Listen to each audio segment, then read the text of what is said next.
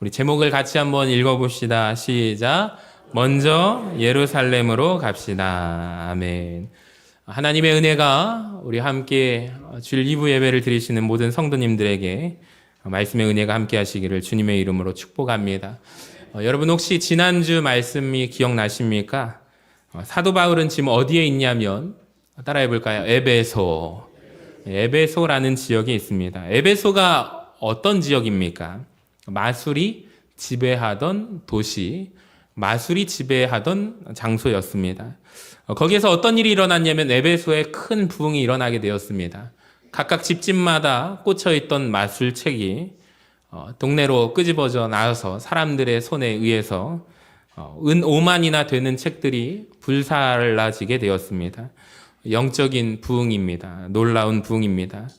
바로 이 일이 있은 뒤에 오늘 21절 앞부분에 보니까 이 일이 있은 뒤에 에베소에서 영적인 부흥이 일어나서 큰 변화가 있은 뒤에 에베소라는 도시가 이 지역이 어둠에서 빛으로 나온 뒤에 사도 바울은 말합니다. 우리 21절 뒷부분을 보시면 나는 이제 어디로 가리라? 마게도냐, 아가야를 거쳐서 예루살렘을 들렸다가 궁극적으로는 로마에 가기를 원한다라고 말합니다. 네 가지의 지역이 명시가 됩니다. 근데 바울이 궁극적으로 가기 원하는 곳은 따라해 볼까요? 로마. 로마에 가기를 원한다라는 거죠. 여러분 로마가 어디입니까? 로마는 세상의 중심지가 로마입니다. 로마 제국의 수도입니다. 자, 그렇다면 바울이 왜 로마를 가기를 원할까요? 왜 이 일이 있은 뒤에 에베소에 큰 부흥이 일어난 뒤에 왜 바울이 로마를 가기를 원할까요? 그는 자기가 있었던 에베소에서 예수 그리스도의 이름의 능력으로, 복음의 능력으로 부흥이 일어나게 되는 것을 바울이 경험하게 되었죠. 그래서 바울이 마음속에 소망하게 되는 게 무엇이냐면 에베소에서 일어났던 이 부흥이 나는 이제 로마에 가서 더 많은 사람들에게 전함으로 말미암아 큰 부흥의 역사가 일어나기를 원한다. 하나님의 역사를 내가 보고 싶다라는 열망이 일어납니다. 자, 그래서 로마를 가기를 내가 원한다라고 말하는 거죠. 여러분 말씀을 묵상하면서 우리가 이렇게 이 말씀을 적용하기를 원합니다. 여러분 우리는 여러분 각자가 지금 서 있는 곳, 밟고 있는 땅이 있습니다. 그곳이 바로 에베소입니다. 에베소에서 먼저 여러분이 하나님 앞에 쓰임받게 되시기를 주님의 이름으로 간절히 축복합니다. 내가 서 있는 자리, 에베소. 내가 이 자리에서 하나님의 도구로 쓰임받고 나면 하나님께서는 그 다음에 여러분을 그 다음에 더 큰 그릇으로 쓰시게 될 줄로 믿습니다. 생각해 보시기 바랍니다. 만약에 사도 바울이 에베소에 머물렀잖아요. 2년 반 동안. 근데 아무리 선한 영향력을 미치지 못했는데 그를 데리고 하나님께서 로마로 간다 하신들 무엇하겠습니까? 저와 여러분도 마찬가지죠. 지금 우리가 밟고 서 있는 이곳 에베소라는 땅에서 사명의 자리에서 내가 하나님 자녀답게 살아가지 못하는데 이 땅을 변화시키지 못하는데 더욱더 큰 영향력이 있는 자리 로마로 간다 한들 우리가 무엇할 수 있겠습니까? 근데 슬프게도 많은 사람들이 우리 중 많은 이들이 현재 서 있는 에베소 땅을 변화시키지도 못하면서 마음속에 어떤 마음을 품고 있냐면 나는 더욱더 큰 로마로 가기를 원한다는 거죠. 여러분 그런데 생각하시길 바랍니다. 기억하시기 바랍니다. 내가 지금 서 있는 이 에베소가 부흥의 특로로 쓰임을 받아야 로마에도 하나님께서 보내시게 됨을 깨달으시기를 바랍니다. 하나님 나라의 법칙이 있는데 하나님은 어떤 일꾼을 쓰시는가?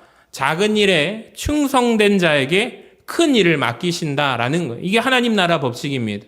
우리 마태복음 25장 21절 말씀 같이 한번 읽어봅니다. 시작. 그 주인이 이르되 잘하였도다 착하고 충성된 종아 내가 적은 일에 충성하였음에 내가 많은 것을 내게 맡기리니 내 주인의 즐거움에 참여할지어다. 아멘. 여러분이 교회에서 어떤 사역을 맡고 있던지 내가 지금 맡고 있는 그 사명의 자리가 따라합시다. 에베소라는 것을 기억할 수 있기를 원합니다. 그 자리에서 하나님 앞에 쓰임받기를 원합니다. 그래야 하나님께서 다음의 자리로도 보내주시게 될 줄로 믿습니다. 자, 두 번째로 사도 바울이 들리려고 했던 네 가지 지역 중에 마게도냐, 아가야와 예루살렘, 로마라는 지역입니다. 제가 이 지역을 두 개씩 나누어서 말씀을 전하겠습니다. 자, 마게도니아와 아가야 지역은 도대체 어떤 곳이길래 바울이 지금 가고 싶다, 또 방문하고 싶다라고 말했을까요? 지도를 보시면 크게 잘 이해가 될 것입니다. 사도 바울이 지금 어디에 있죠? 따라해 봅시다. 에베소. 에베소 찾으셨나요? 가운데쯤에 지중해 위쪽에 있습니다. 자, 지금 있는 곳이 에베소인데요. 마게도니아라는 지역 찾으셨나요? 제가 빨간색 네모박스로 표시를 해놨습니다. 그리고 화살표로 표시된 지역이 여러분 어디가 보이십니까? 마게도니아 지역입니다. 빌립보가 보이고 데살로니가도 보이고 베레아가 보입니다. 그러니까 우리가 지금 어디에 있죠? 전주에 있잖아요. 그러니까 말하자면은 전라북도 안에 전주에 있잖아요.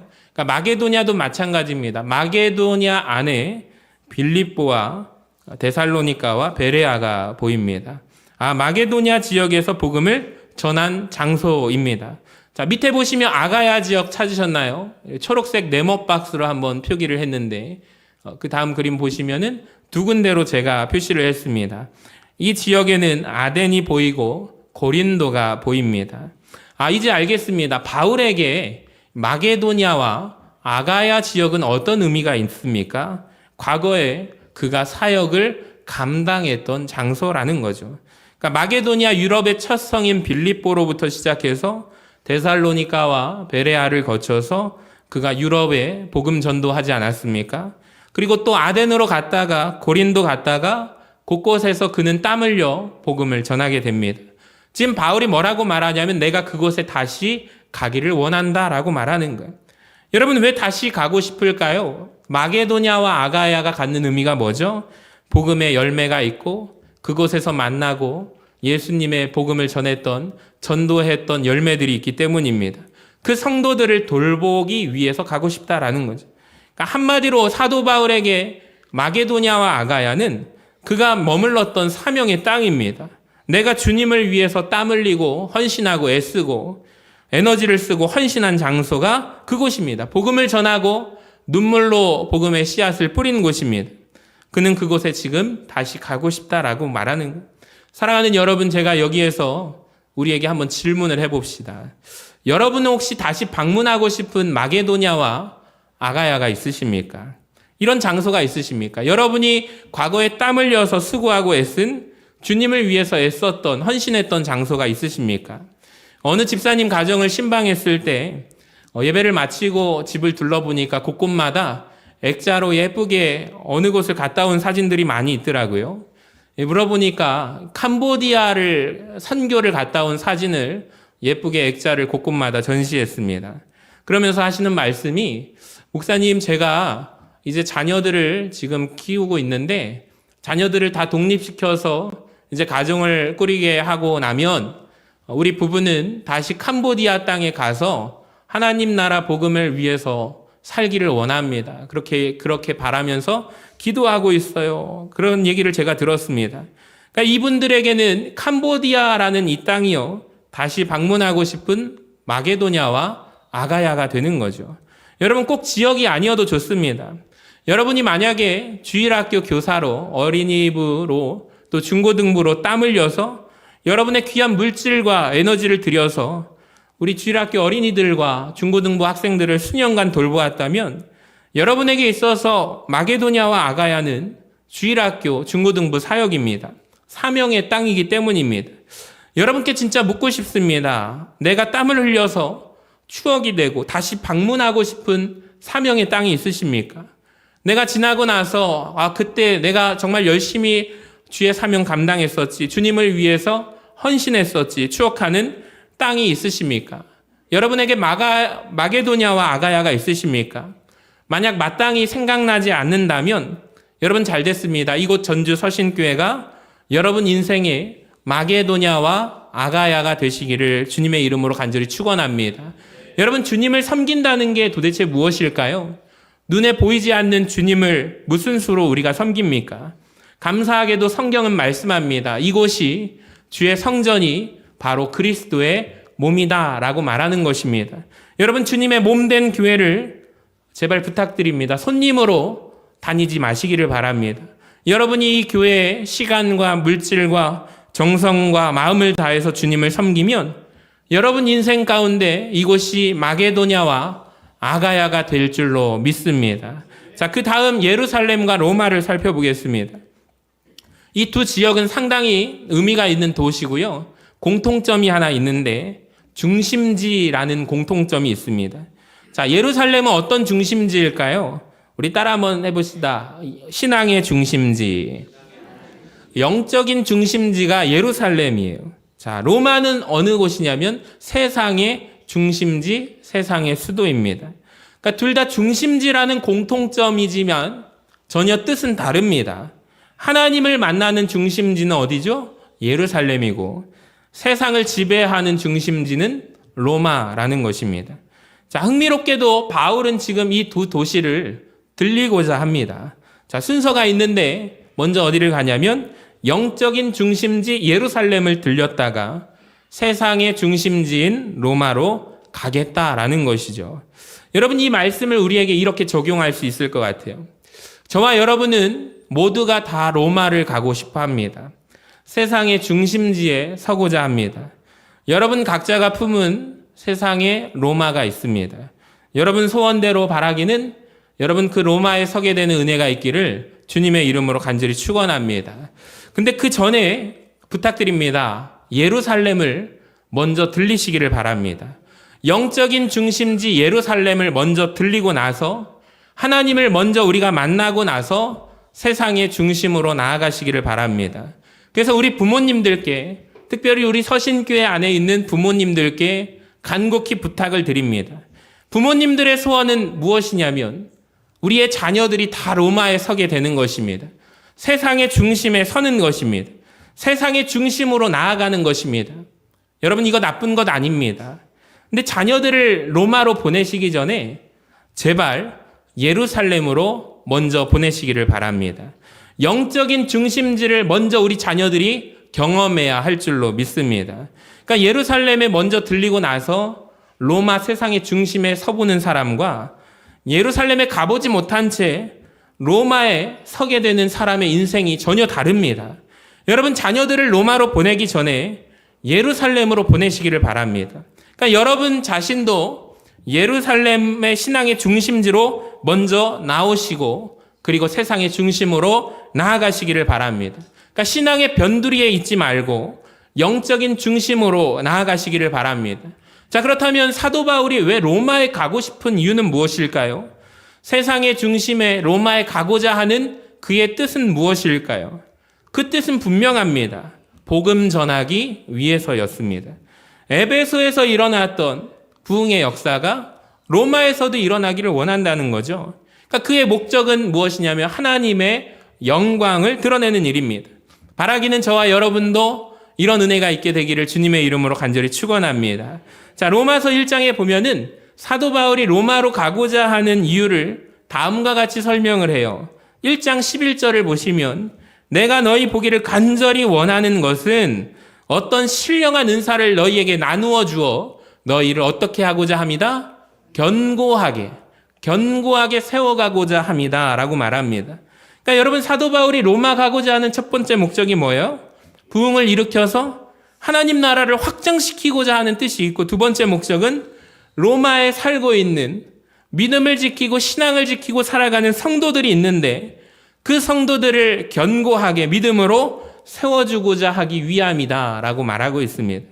여러분, 저는 이렇게 말씀드리고 싶어요. 저와 여러분이, 우리 자녀들이 이 세상의 중심 로마에 가고자 하는 이유가 하나님의 백성들, 믿는 자들을 위해서 유익하게 하고자 하기 위함이면 좋겠습니다. 그러니까 저는 바라기는 이 기도를 늘 항상 하는데요. 하나님, 우리 전주 서신교회 우리 어린 생명들로부터 중고등부 청년들까지 이 나라의 지도자가 나오게 되기를 간절히 소망합니다. 대통령이 나오게 되기를 소망합니다. 이 나라를 이끌고 가자 하는 정책과 모든 계획 속에 하나님의 영광을 드러내는 신실한 그리스도인들로 세워지게 되기를 간절히 소망합니다. 여러분, 이렇게 꼭 기도해 주시기를 바랍니다. 그러니까 하나님의 백성들에게 바울처럼 로마에 있는 성도들의 믿음을, 신앙을 견고하게 하기 위해서 나라가 어지러울 때, 나라가 혼란스러울 때, 다니엘과 같은 귀한 사람들이 세워지고 요셉과 같은 믿음의 사람들이 세워져서 정말로 하나님의 능력으로 말미암아 보이지 않는 곳에서 헌신하고 믿음의 사람들을 세워가는 귀한 정책들이 우리 교회의 다음 세대들을 통해서 쏟아져 나오게 되기를 주님의 이름으로 간절히 축원합니다. 그래서 우리 자녀들을 위해 기도할 때 하나님, 우리 아이들이, 내 자녀가 하나님 나라를 위해서 선한 영향력을 발휘할 수 있기를 원합니다. 기도해 주시기를 바랍니다. 그리고 네 번째, 예루살렘에 가려는 바울의 이유가 참 놀랍습니다. 바울은 로마로 가기 전에 예루살렘을 들리기로 결정하는데요. 사실 우리나라 성경에는 번역되지 않은 부분이 성경 원문과 영어 성경에는 나온다는 것을 아십니까? 자, 영어 성경을 한번 보여주시면 이 일이 끝난 뒤에 예배소에서 부흥이 있은 뒤에 바울이 어디로 가기로 결심하냐면 사실 로마로 가기로 결심을 해요. 바울의 생각이에요. 영어 성경 맨 끝단에 보면 나는 꼭 로마로 가겠다라는 바울의 계획이 나옵니다. 근데 영어 성경에 보시면 바울이 어디 안에서? 성령 안에서. 그러니까 성령님이 개입하심으로 말미암아 바울이 원래 가려던 로마로 직통하려던 계획을 무산시키게 만드시고 성령님께서 개입하셔서 성령님께서 강권하셔서 예루살렘으로 먼저 가라고 말씀하십니다. 영어 성경에서 확인되는 것은 로마에 가는 것 자기 계획, 자기 생각입니다. 나는 꼭 거기에 가겠다라고 말합니다. 로마를 꼭 가서 내가 가야만 한다. must라는 단어로 쓰여졌거든요. 로마로 가고자 하는 것은 바울의 계획이었다는 것을 우리는 알게 돼요. 마게도냐 갔다가 아가야 갔다가 로마 가는 것은 사도 바울의 계획입니다. 근데 이 계획을 누가 개입하시냐면 하나님이 개입하시고 성령님이 강권하세요. 어디부터 가라? 예루살렘부터 가라. 따라합시다. 예루살렘부터 가라. 여러분, 여행을 가실 때 일주일 동안 우리 자녀들이 어머니, 아버지를 이렇게 세계 여행을 보내드린다 할 때 정말 꼼꼼하게 점검하시고 가잖아요. 여권부터 시작해서 일정에 차질이 없는지. 우리 얼마 전에 청년 하나가 캐나다로 가게 되는데 1년짜리 계획을 짜는 거예요. 제가 그걸 보면서 진짜 꼼꼼하다. 많이 힘들지? 그랬더니 목사님 저 머리 터질 것 같아요. 그러는 거예요. 기도해 주세요. 그러는 거예요. 모든 일정 가운데 여러분 하나라도 차질이 일어나면 안 되잖아요. 그래서 미리 갈 학원을 등록하고 어디로 가고 어디에서 교회는 나가고 그걸 다 차질 없이 준비하는 게 우리 모습입니다. 바울도 아마 그랬을걸요. 지도를 한번 보세요. 바울의 계획이 무엇이냐면 지금 에베소에 있잖아요. 빨간 동그라미입니다. 이 화살표가 누구의 계획이냐면 바울의 계획이에요. 마게도냐 갔다가 아가야 갔다가 로마로 가는 일정입니다. 자연스러운 계획입니다. 근데 성령님이 개입하세요. 하나님이 틀어버리세요. 강권하십니다. 그 다음 보시면 좀 화살표 복잡하죠? 자연스럽게 로마로 가던 화살표를 틀어버리시고 어디로 바꾸세요? 예루살렘으로 가는 거예요. 바울이 원하지 않았습니다. 여러분 돈도 많이 들걸요. 경비가 참 많이 들 겁니다. 시간은 더 많이 들 거예요. 굳이 예루살렘을 가야 할까? 확신이 없습니다. 그런데 예루살렘을 가고 나서 어디로 가래요? 로마로 가다라고 하는 것입니다. 성령께서 강권하여 그렇게 하면 안 된다고 예루살렘 먼저 가라고 말합니다. 그러니까 사도 바울의 본인의 결정이 아닌 거예요. 성령의 감동에 따라 하나님께서 정해주신 일정에 따라 순종하며 가는 것입니다. 최단거리가 있고 직선거리가 있습니다. 가깝습니다. 근데 왜 하나님은 돌아가게 만드셨을까요? 놀라운 것은 성령님이 감동을 주셨어요. 강권하셨지만 왜 예루살렘에 가야 하는지 그 이유는 주지 않으신 것 같습니다. 사도행전 20장을 보시면 22절에 이렇게 되어 있습니다. 에베소를 떠나면서 바울이 했던 고별 설교거든요. 같이 한번 읽어봅니다. 시작. 보라, 이제 나는 성령에 매여 예루살렘으로 가는데 거기서 무슨 일을 당할는지 알지 못하노라. 바울의 심경이 그대로 나와 있어요. 아직까지 모릅니다. 도대체 어떤 계획을 가지고 내가 예루살렘에 가면 무슨 일을 만날지 몰라요. 성령님이 그냥 감동만 주셨어요. 너 예루살렘으로 가라. 다시 말씀드립니다. 사도 바울의 계획은 로마 가는 계획입니다. 네, 하나님이 계획을 틀어버리셨어요. 순종합니다. 근데 순종하고 난 끝에 기다리고 있는 것은 정말 무서운 게 기다리고 있는데 좋은 결과가 아니었습니다. 21장에 보시면 성령이 나중에 바울에게 알려주셨는데 각 성에서 내게 증언하여 뭐가 기다리고 있냐면 예루살렘에서 결박과 환란이 나를 기다리고 있다라고 말합니다. 그러니까 즉 예루살렘에 순종하고 갔더니 어떻게 된대요?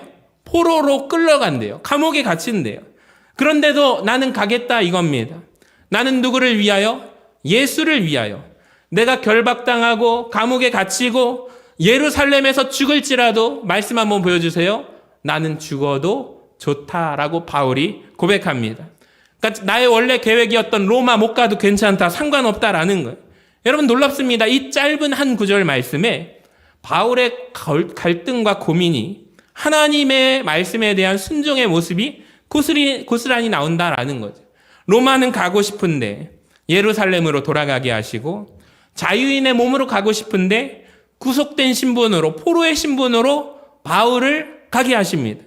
여러분 우리가 여기에서 보게 하는 게 무엇이냐면 하나님의 계획이 있고 사람의 계획이 있다라는 거예요. 여러분 하나님의 계획과 사람의 계획 중에 뭐가 더 중요하다고 생각하십니까? 우리가 항상 고민하는 게 이겁니다. 사람의 계획과 하나님의 계획 가운데 우리가 머리로는 하나님의 계획을 따라야 함을 알면서도 때로는 하나님께서 이 길을 주실 때 이게 맞는 건가? 아까 전에 사람의 계획이 더 낫지 않을까라는 생각이 듭니다. 네, 여러분 이럴 때마다 우리가 또 우리 교회가 또 우리 교회 당회가 우리 교회 공동회가 재직회가 항상 생각해야 하는 것은 이사야 55장의 9절 말씀입니다. 같이 한번 읽어봐요. 시작. 이는 하늘이 땅보다 높음같이 내 길은 너희의 길보다 높으며 내 생각은 너희의 생각보다 높음이니라. 아멘.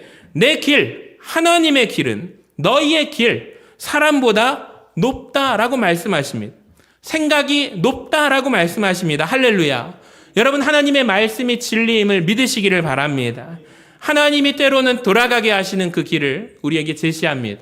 이 길이 맞을까 의심하면서 가지만 여러분 그 길이 확실한 길임을 믿으시기를 바랍니다. 하나님이 여시고 하나님이 내시는 길을 신뢰하기를 바랍니다. 여러분이 가고자 하는 길을 때로는 하나님이 돌아가게 만드십니다. 답답하게 만드십니다. 광야 생활할 때 이스라엘 백성들의 모습도 마찬가지죠. 근데 그 길을 통하여 하나님께서 우리를 정금같이 만드시고 더 좋은 길로 인도하시도록 우리가 확신을 갖고 나아가기를 원하신다라는 거예요. 하나님이 계획하시는 의도는 무엇입니까? 고린도전서 2장 9절을 보세요. 기록된 바 하나님이 자기를 사랑하는 자들을 위하여 예비하신 모든 것은 눈으로 보지 못하고 귀로 듣지 못하고 사람의 마음으로 생각하지 못한다라고 말합니다. 그러니까 사람이 생각할 수 없는 길을 누가 내셔요? 하나님이 길을 여신다라는 거예요. 22절을 보세요. 자기를 돕는 사람 중에서 디모데와 에라스도 두 사람을 마게도냐로 보내고 자기는 아시아에 얼마 동안 더 있는 모습이 나옵니다. 사도 바울은 하나님께서 내시는 길을 순종함으로 나아갈 때 이것을 경험하게 됩니다. 사도 바울은 항상 일하는 사역의 원리가 있는데요. 혼자 사역하지 않는다라는 거예요. 따라합시다. 동역했다. 함께 했다라는 거예요.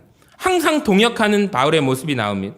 로마서 16장에 보면 26명이나 되는 동역자의 명단이 나오고 그들에게 16번 문안한다라고 말합니다. 여러분 이게 무슨 말이냐면 내가 아무리 성령의 인도하심을 받고 내가 아무리 뛰어난 재능과 은사가 있을지라도 혼자서는 사역할 수 없다라는 것을 우리에게 보여주고 있습니다. 동역자가 필요하다라는 거죠. 오늘 특별히 본문 말씀에 2명의 동역자가 등장합니다. 따라해 볼까요? 디모데, 다시 한번 디모데, 에라스도. 에라스도라는 사람이 처음으로 등장을 해요. 제가 디모데에 대해서 사도행전 16장에서 말씀을 전한 적이 있습니다. 오늘은 에라스도에 대해서 말씀을 전하고 마치도록 하겠습니다. 이 에라스도라는 사람이 성경에 처음으로 등장해요. 엄청난 사람입니다. 로마서 16장 23절에 보시면 우리 같이 읽어봐요. 시작. 나와 온 교회를 돌보아주는 가이오도 너희에게 문안하고 이 성의 재무관 에라스도와 함께 형제 구아도도 너희에게 문안하느니라. 아멘. 자, 에라스도의 직업이 뭘까요? 노란 글씨로 한 성의 재무장관이었습니다. 그러니까 이 성은 어느 성이냐면 고린도 성이었던 것으로 추측이 됩니다. 1929년도에 고린도에서 한 유적이 발굴됐는데 다음과 같은 그림이 사진이 발굴됐습니다. 이게 뭐냐면요, 돌로 낸 길인데요, 라틴어로 이렇게 되어 있어요. 재무관 에라스도가 개인 비용으로 사비를 들여서 이 길을 돌로 포장하였습니다.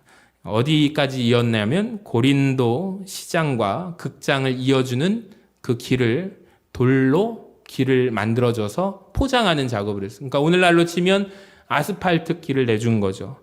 여러분, 옛날에는 땅이 흙길이었습니다. 땅이 질퍽질퍽합니다. 비가 내리면 너무나도 안 좋은 길이었습니다. 그래서 이 에라스도라는 사람이 고린도의 이 성의 재무관인데요, 고대 극장하고 시장 사이에 그 길을, 흙길을 돌로 포장해서 자기의 사비를 들여서 길을 깔아준 거예요.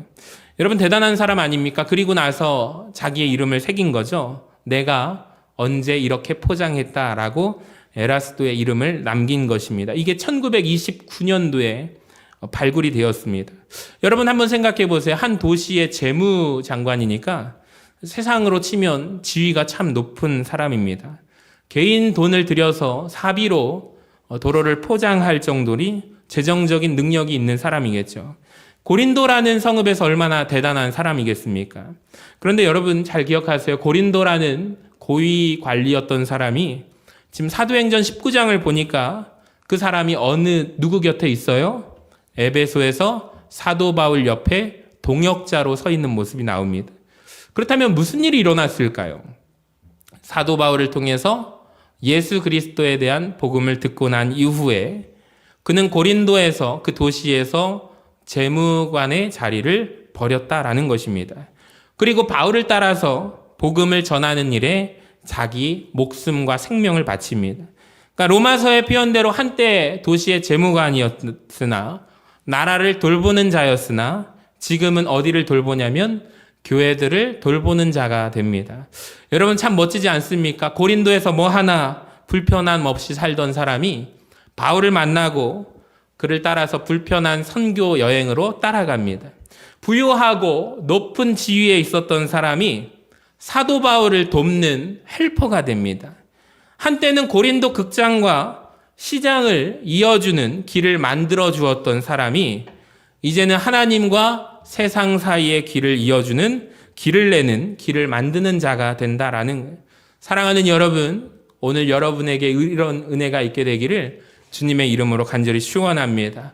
오늘 말씀을 기억하면서 하나님, 이 말씀이 내 말씀이 되기를 원하고, 제가 여러 가지를 말씀드렸지만 여러분이 결단하심으로 하나님 앞에 믿음으로 서는 은혜가 있게 되기를 바랍니다.